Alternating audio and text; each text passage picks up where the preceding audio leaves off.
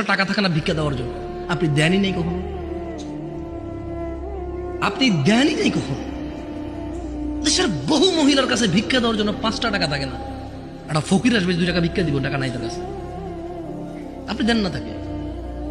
আর ওর বাপ মরে যাওয়ার আগে ইচ্ছা করে মেয়ে পেয়ে গেলে আরেক বেটার পোলা ভাগ পাবে, মেয়ের জামাই আর নাতিরে তো ভোগ করবে, এই ভয়ে বেঁচে থাকতে ছেলেদের নামে সব জমি লিখে দিয়ে গেছে।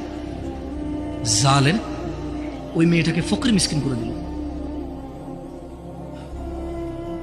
আর এর ভাই জমি যতক্ষণ আছে এটা ডাইকা ডাইকা খাওয়াবে, মাসে 2 মাসে ঈদে সান্দে জামা কাপড় সেমাই চিনি এগুলো দিয়ে থাকবে। কেন? জমি দিবে জন্য।